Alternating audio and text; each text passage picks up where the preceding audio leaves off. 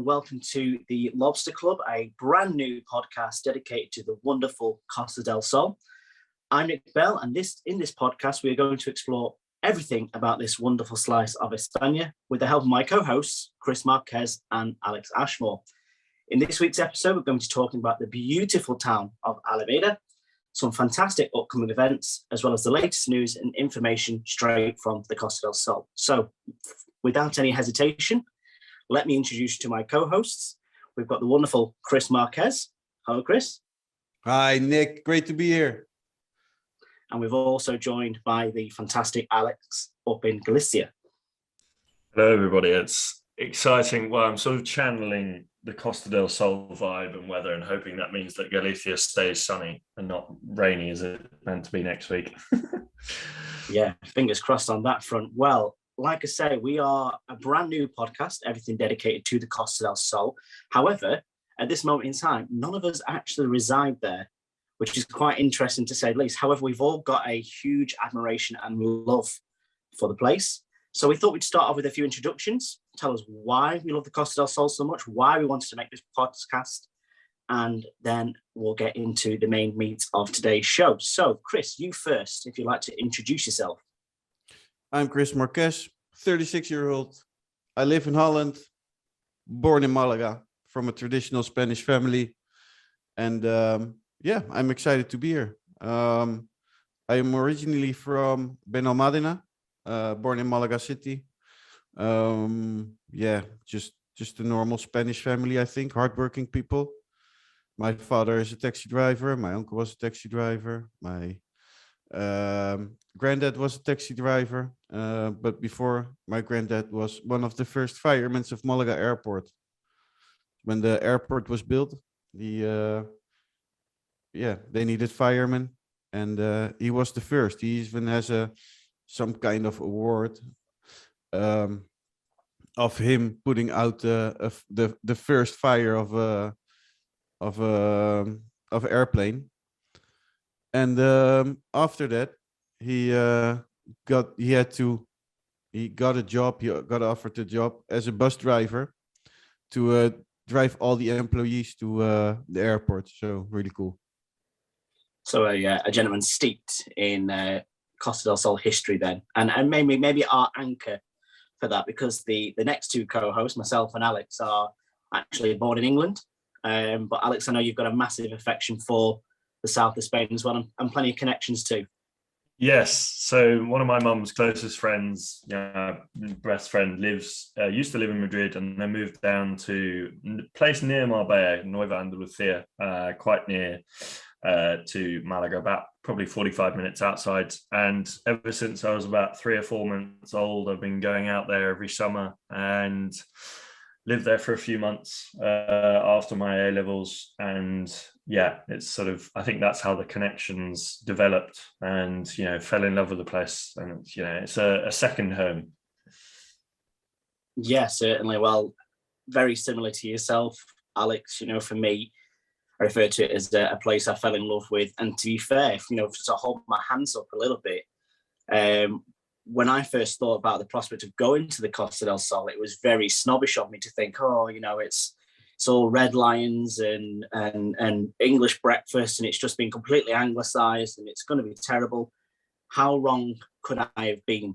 And since the first time that I went to the Costa del Sol, so backstory for me is that my parents have got a residence over there that they like to frequent when they're not working as teachers. And me and my young family went across a couple of times, really got into having a good look around, exploring the wider Andalusian region as well. And what a fantastic place. And everything about me now is, when's the next time am I going? Where can I go next time? What places can we visit? Largely what a lot of this podcast is going to be about. So we're very excited to bring it to you. So first and foremost, to get into everything, we're going to bring you some news, the latest news from the Costa del Sol, as we are presenting this weekly podcast. Alex, I believe you've got some news for us. Yes. So, well, as many of you will know, there's quite a large English community. So, there's a array of different outlets where you can get your news. And well, we like to sort of bring it all together. And from this week, obviously, there's a situation going on at the moment in Ukraine, and my thoughts go out to everyone affected by it. And there's quite a lot of Russian, well, not just Russians, but especially for this piece of news, there's a lot of Russian people who live on the Costa del Sol, oligarchs, and have yachts in Puerto Banús and properties all over the Costa del Sol, and they're beginning to feel it, because obviously Europe has put sanctions on certain banks, and certain things are now harder for Russians to, they can't use certain banks, they can't use certain channels to move their money. So I think the Russians on the Costa del Sol are starting to feel that, that they're starting to bite, as the Sur in English have quoted. Moving on to other sort of Ukraine-related news, there's certain organizations that are setting up food banks to send over non-perishable foods to Ukraine to help out, because obviously it's a dire situation, so they need all the help they can get, and it's wonderful to see the wider community grouping together to help them out. And also, on a slightly more positive note, the unemployment rates in Malaga are back to pre-pandemic levels, which I was quite glad to see, because, as both of you know, and anyone listening will know, that the Costa del Sol does rely quite heavily on tourism. And, after months of being in quarantine, many people have lost their jobs. So it's good to see that things are looking back up, and, it's starting to feel a bit like normality again, which is good. And, well, we can only hope for the better from here. A few more news items. There's a lot of news going on in the Costa del Sol. It always does. It's a busy place. I think, I'm not sure if I could summarize the whole week's news in less than 10 minutes, but I've picked out a few important ones. COVID restrictions in residential homes for the elderly Andalusia to be eased, which is good. So if anyone listening has any elderly relatives in care homes, things looking up. And Spain are also set to drop the requirement for quarantine if you're a close contact, which is good. And, I think generally we're seeing the world starting to move back to a more closer to a state of normality as we can get, really. I think those are the main ones. I'm sure we'll cover a few more at some point over the podcast, but those are the key news items from this week. No, absolutely fantastic, and great to hear those restrictions are easing, because as much as it was a necessity, it did cause a lot of confusion and sometimes difficulties for some people understanding if you are a tourist to the Costa del Sol. Chris, obviously, I know that you're planning on going over there soon. So, obviously great news for you to hear as well. Yeah, definitely. What I've heard today regarding to the Ukrainian news, that the first Ukrainian refugees have arrived to Malaga today. So they are well, or although well, how well can you be in this kind of situation? But they are there, safe. Yeah.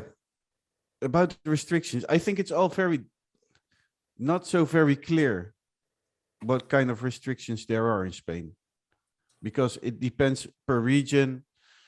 And yeah, what are the restrictions in Malaga at the moment? I know them because I'm from Spain. You have to wear your mask when you can't have social distance. What else? I think that's it. You have to show your COVID passport.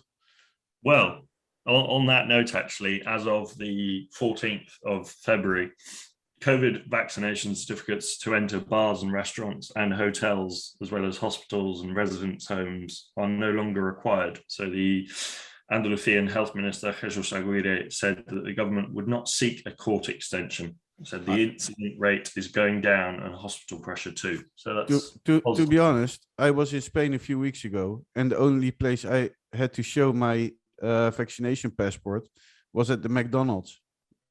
Nobody else asked me to show me anything. So McDonald's seemed to be all over that front then. But yeah, no, I must admit, I would be the same. From when I went back in October time, though, I believe obviously there was a lot of changes between now and then.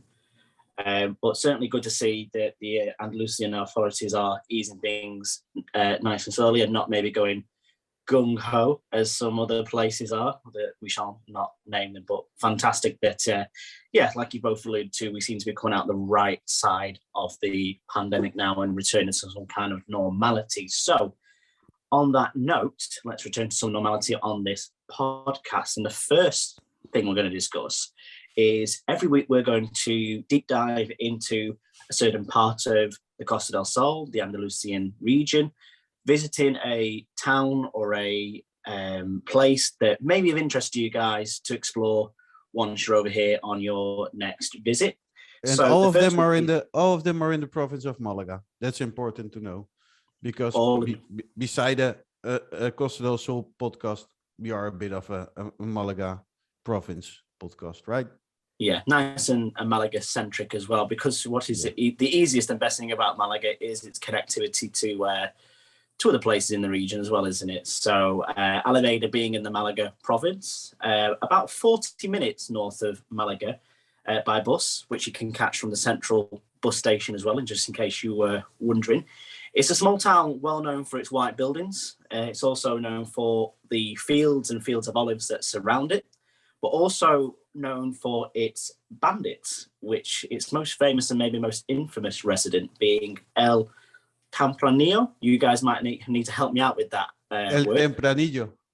That's the one. That's the one. Now, the word bandit might get thrown around with some negative connotations, don't get me wrong. However, this is more of a Robin Hood type figure, I'm led to believe, not a criminal mastermind, as you would think. I'm going to have to use some of my Narcos taught Spanish here, and would it be right to say paisa is what we'd say Robin Hood in Spanish? Is that right? What? Paisa. I know they refer to a certain individual as the Paisa de Medellin. Is that not the same? I don't know. I believe you directly. Maybe I'll have to check that one over again before I start using Spanish I learned from the television. I love it. But it sounds like he's more of a celebrated figure in Alameda is probably the angle I'm getting at. No, you said, Chris, they dress up as him for certain occasions, and he's got his own tourist routes as well. Interestingly, where he is on a what do you call it? A Ruta de Tempranillo. Yeah, he's like a real hero. They dress up like him. They even have scenes about him every week, I believe, which you can visit. They play his funeral every week. He's buried he wasn't born in Alameda. He died there. He passed away there. And you can visit his grave he's buried in the church. And at the church they play every week. Buses arrive to Alameda to see the funeral of not the real funeral, but the funeral of El Tempranillo. Yeah, definitely. And like you say, it sounds very interesting to go through the tourist route that they create, where you go through several villages as well on one of these tours. So it's a great way to be able to see, certainly that's what we'll call rural Malaga in this case. Like say, see those fields and fields of olive trees, which feeds into a lot of the food they eat in Alameda as well. Which we'll come on to in just a little bit second, because the second most interesting thing I find about Alameda is it's one of the most earliest settlements in Spain, maybe even Europe, if we're going back to it. I think they are digging things up there from, don't quote me on this, but sort of like 250, 200 BC, So it's a very, very old place. And you can actually see the archaeological digs they have there where they're finding Roman forts. So again, this is a place of quite some significance. They even have prehistorical things. Yeah, I was reading that they've got you can see that there's man-made caves in there, isn't there? From way back when. 4,000 years old, or 4,500 years old, I believe. Yeah, it's crazy.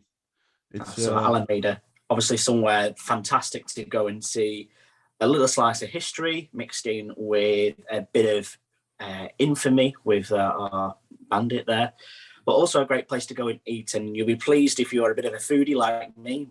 You know, you guys, I don't know how you feel about your Spanish cuisine, but I absolutely love going from place to place, seeing something new, something different, trying different food types. There is a fantastic food scene in Alameda and plenty of places to try the local dishes, which is great.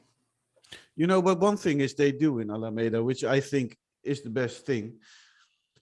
Instead of thinking what tapa to choose, they walk around with how do you call them? Plates? Like plates, yeah. Or blades. Where you to carry drinks on to the table? Oh yeah, like a tray. Tray.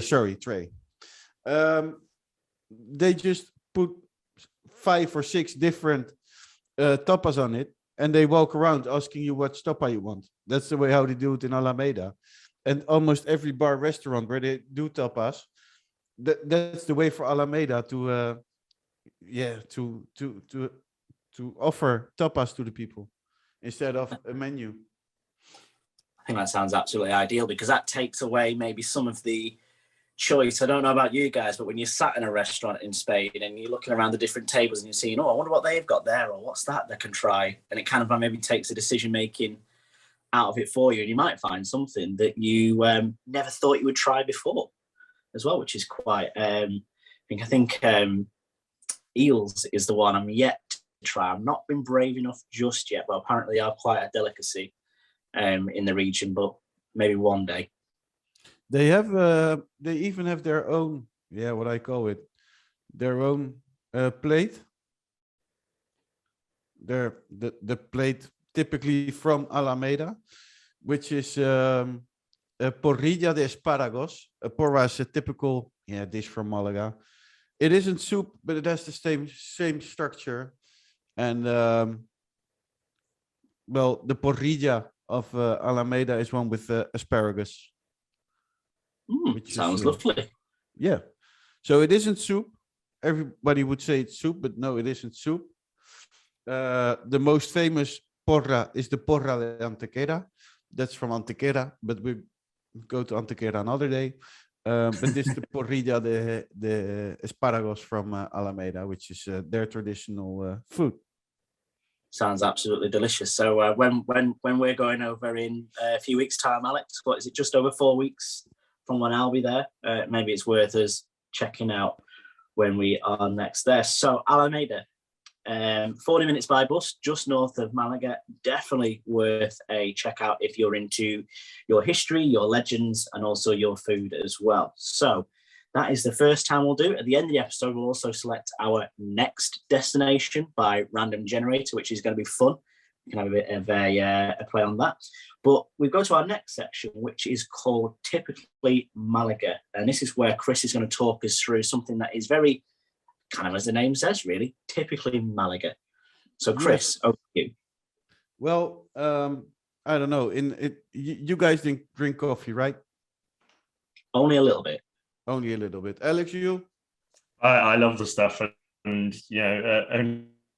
only last week was it Nick sort of questioning how I could manage to have a coffee at was it 9:30 in the evening? But I do love the stuff. It's in Spain. So when you're in Malaga, or in Spain, you Alex, and Nick, when you're in Malaga, how do you order your coffees? Well, it depends. I'm obviously, most of my coffee ordering, I think, experience comes from living in Madrid. And, I would ask for café con leche, which is coffee with milk, café solo without milk. And one that I'm quite keen on after a meal is a café bonbon, which is half coffee, half condensed milk. But I believe they have a slightly different way of doing things down in Malaga, don't they, Chris? They really do. It all comes from Café Central. Café Central was a coffee bar place where you could order coffee for more than 100 years. They opened more than 100 years ago, but they closed their doors in January last month, which is horrible actually, because the historical cafe on the Plaza de la Constitución grew to be the best and emblematic place to order a coffee in Malaga. And this is the horrible story. You know why they closed? Because the owner had a difference, like a little fight discussion about the rent he had to pay. It wasn't possible anymore to pay more rent, and that's why it's closed its doors. But what they did, because in 1945 it was very difficult in Spain after the war and everything to get coffee beans. So the owner had to come up with something, and what he did was he invented different ways of coffee, which became very famous in the whole province of Malaga, but also all over the world. Yes, so that's the way how you can order your coffee. Well, not that, I'll come to there later. But even though that Café Central is closed, in the whole province of Malaga, all the Spanish people ordered their coffee in the way of Café Central. And what the idea was of the owner was to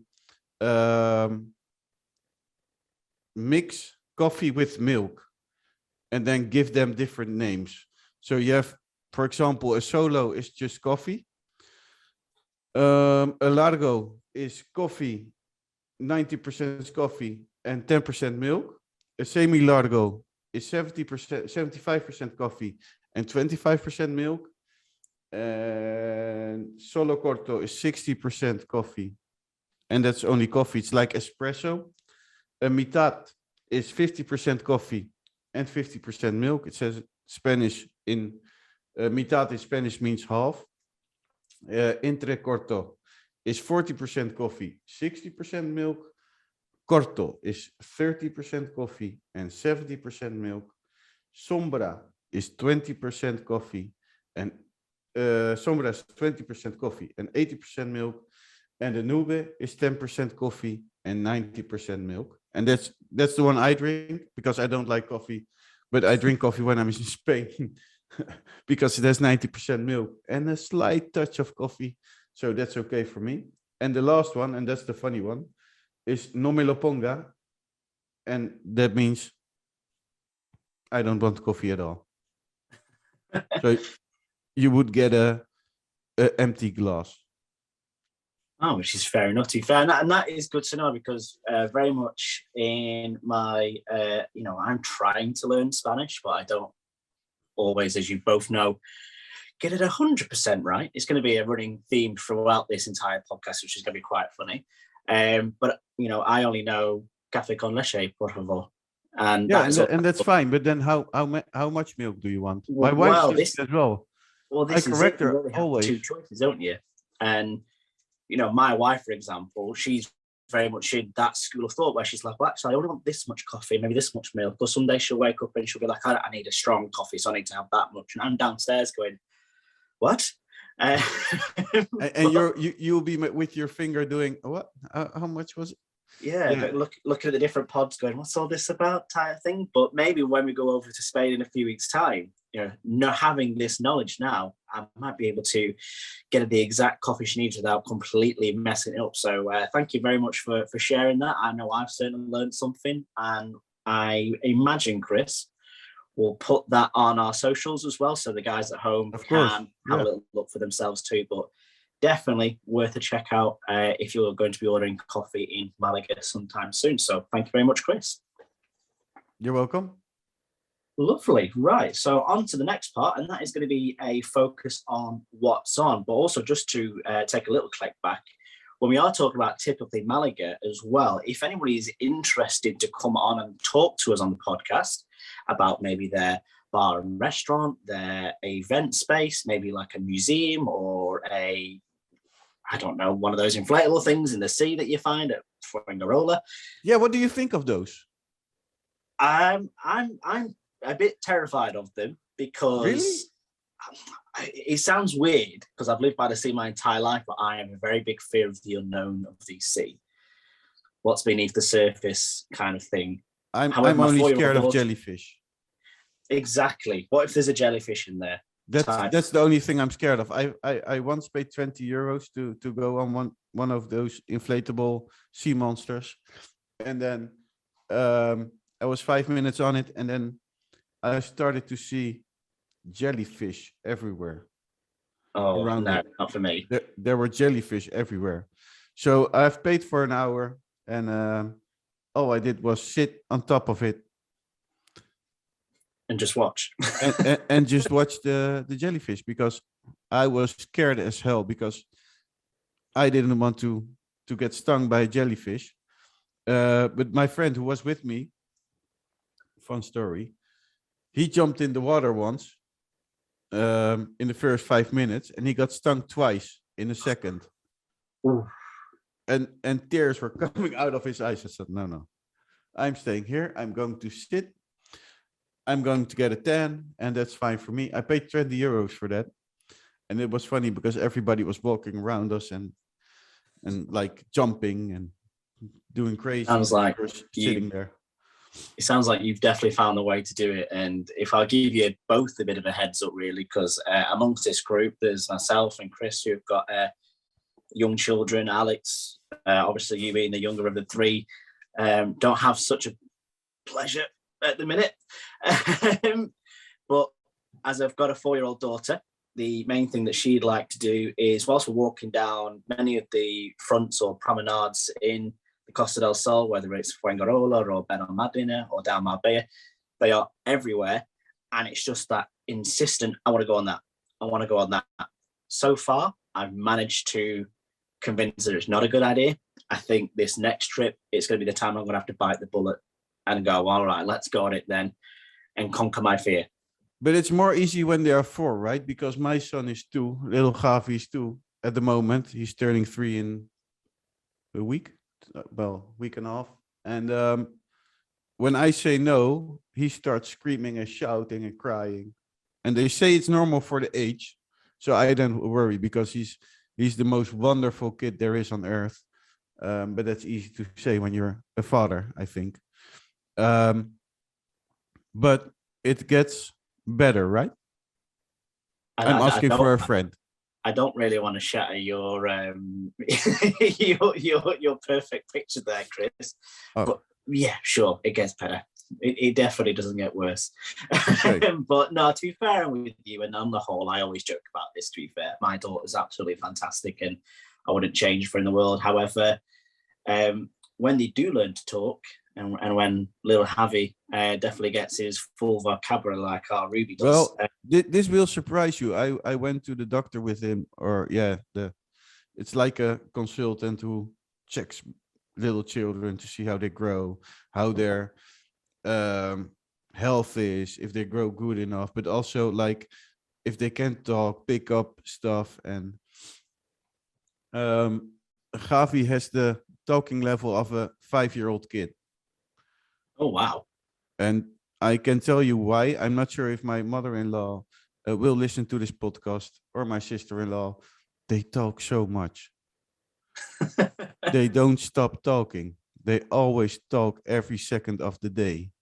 So I think it comes from there. And we did start reading with him when he was a baby. He was like 3 months old. We started already reading before bedtime. So that sounds absolutely amazing. Yeah. Well, that sounds like little Javi's on his way to being able to order his kind of coffee soon in when he's next in the Costa del Sol, which would be absolutely fantastic. So yeah, and obviously such a fantastic place to take children to. Like I said, I joke about the inflatable thing, but they are actually fantastic. And the amount of outdoor spaces with parks and places for parents to sit. It's the one thing I think they should improve over here in England, is that every park should have a bar with tapas on tap, which would be fantastic. So I'm sure we'll explore more of those in the future too. So moving to what is on in Malaga over the next week or so. Alex, you've got some exciting news about a odd sport for the south of Spain, really. Yes. So, well, I wouldn't be surprised if no one knows, but I'm a big lover of cricket and been playing it for a while now. And on the Costa del Sol, there is a European Cricket League running until the 11th of March. So it's got about a week or so left. And if you're in the Costa del Sol area, in the Cartama Oval in Malaga, and we managed to see a picture thanks to the cricket district. They put out a lovely picture of the Cartama Oval in Malaga. And to be honest, it did make me want to go down there and play some cricket quite swiftly. But unfortunately, I can't afford a train just to play a game of cricket. I felt like I might have been a bit silly. But they have games going on until the 11th of March, as I said. So they've got, the group games are now all finished. They've done through that, and it's now heading towards the eliminators. So from the 14th to the 18th of March, they have the double round robin and qualifiers, and then that leads up to the championship final on the 18th of March. So if you're wanting a little bit of cricket, if you're missing a little bit of cricket, I know England are about to embark on a tour in the West Indies, so that may take up your cricketing needs. But if you want to watch some live cricket and you're on the Costa del Sol, head down to the Cartama Oval in Malaga and you will see, hopefully, some lovely cricket, weather permitting. That picture of the cricket ground, I'm very much in your frame of mind, Alex. Definitely somewhere that I think want to visit, just for the novelty more than anything. Because, like you say, it is the least place you probably expect to find a cricket pitch on the European continent. So definitely go and check that out before the end of the tournament later on this month. From my perspective, I found, as I've demonstrated before, big foodie, me, and a food festival is definitely up my street. I'm going to need your help pronouncing this, either Chris or Alex, because I know I got it wrong yesterday. I didn't learn my lesson. So is it Ardales or Ardales or how do we say that? Ardales. Ardales. Did I get that right? Yeah, very well. Perfect. Well, this weekend there is actually the Fiesta de la Matanza de Ardales, which is, if you don't know, an incredible celebration of traditional sausages and other pork products that are produced in the area. And it's kind of what the area is renowned for as well. So, like I say, putting it on a plate for two things. I like food. I like sausages. I'm kind of sad I'm not there.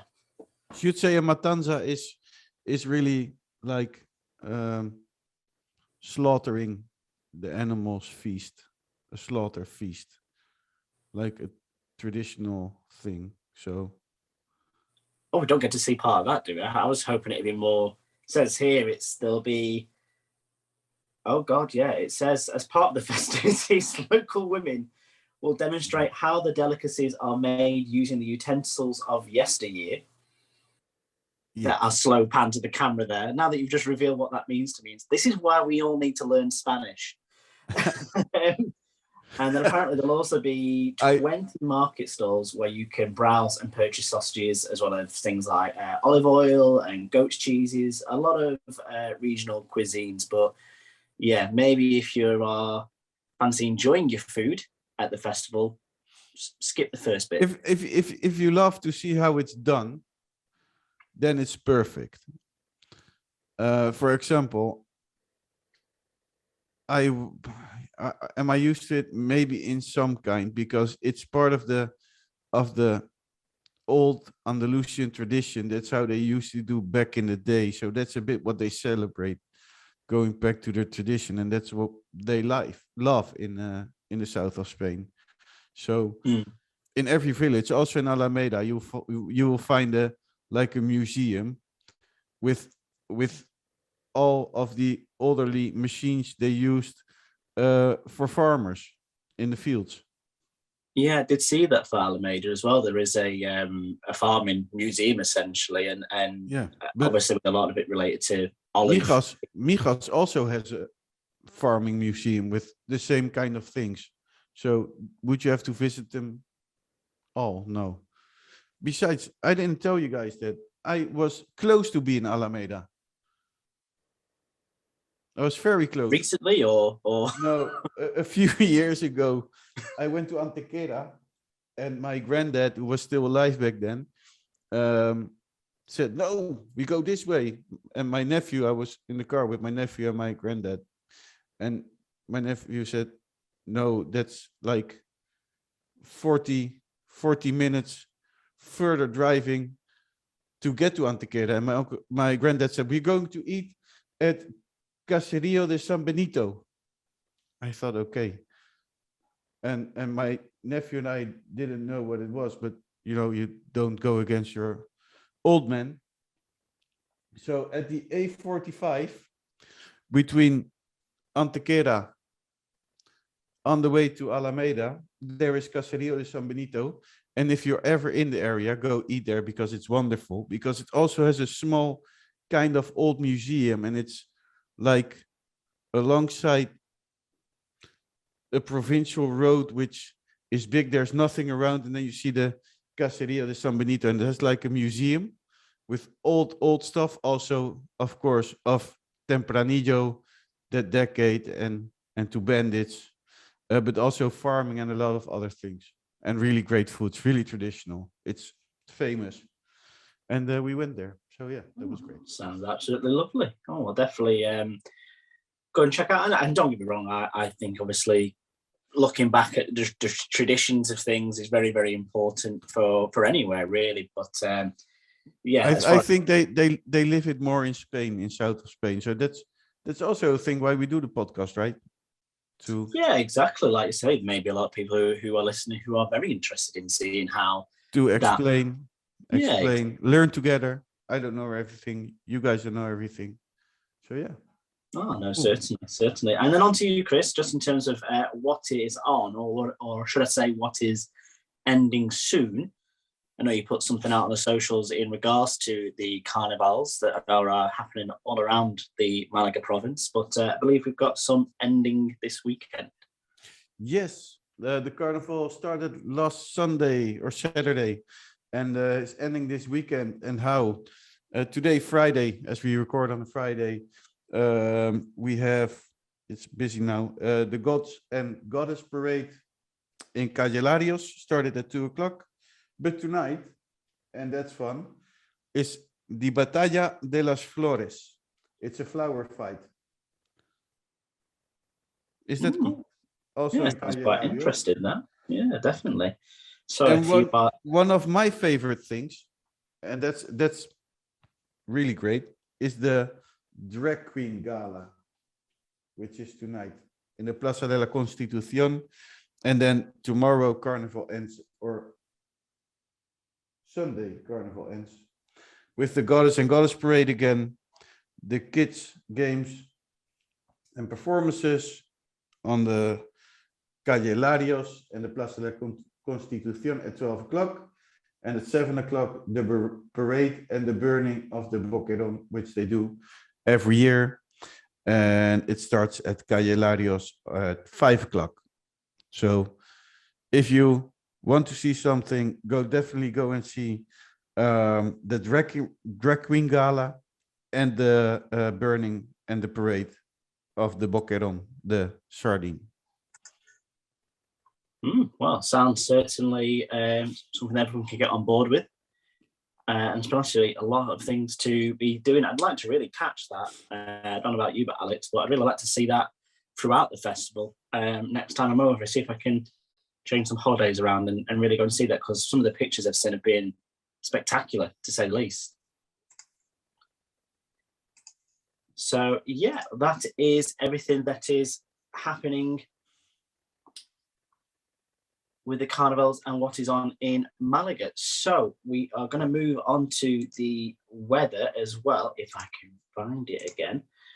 So just to let you know, over the weekend, we are going to see somewhat of a sunny yet cloudy weekend. There's going to be highs of around 16 degrees across the Costa del Sol. And then looking ahead throughout the week, there are going to be some chances of rain. However, I believe down there at the minute, it's quite welcome because they had a particularly dry February. I think Malaga Airport reporting just 2 litres of water dropping, which is the lowest ever for the month of February. And then also turning brighter towards the weekend with temperatures of 20 degrees expected by next Friday. So plenty of sunshine to look towards. Now, gentlemen, the fun part. Are we looking forward to the next town spin? I'm very excited. I can't wait. Maybe my town will be in it. There's so many cool towns.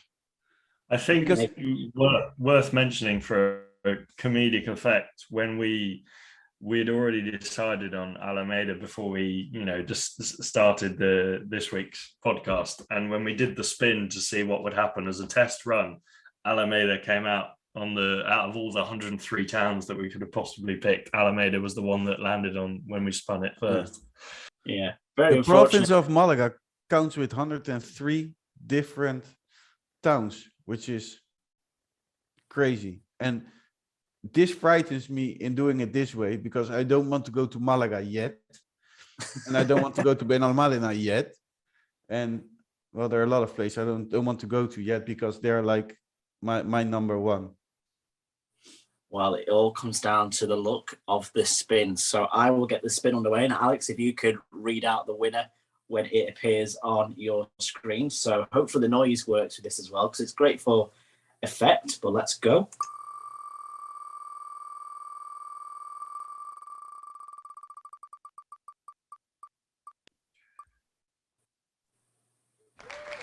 We have a winner.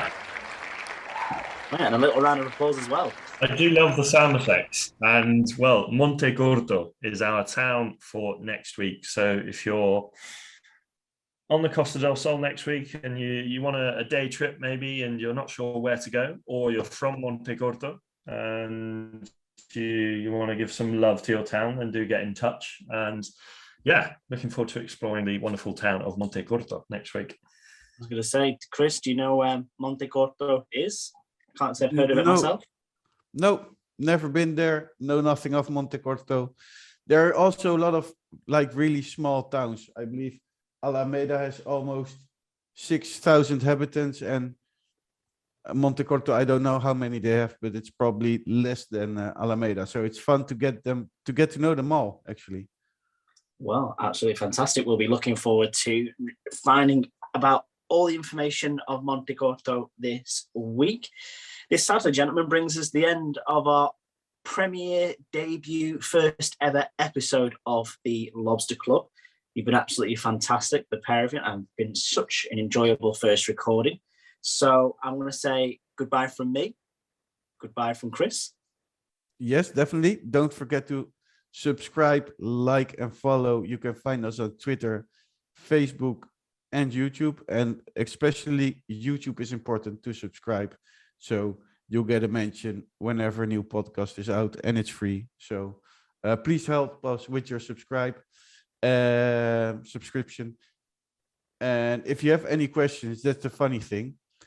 If you have any questions related to Malaga, Costa del Sol, what Spanish people think, what people from Malaga think, eat, whatever they do, what their way of living, just ask them, because we will find you the answer. No, absolutely lovely. So all the information available on our social media pages too. And Alex, I'll say adios to you. Adios a todos. It's been a pleasure. It's a nice journey we're setting on now, and yes, looking forward to. So we are on Instagram, so do give us a follow on Instagram, and yeah, forward to bringing you the wonders of the Costa del Sol and Malaga next week. Absolutely fantastic. So thanks again to you for joining us at home. Join us next week, where we'll have another fun-filled, packed episode. So that's hasta luego from me, and we'll see you next week. Thank you.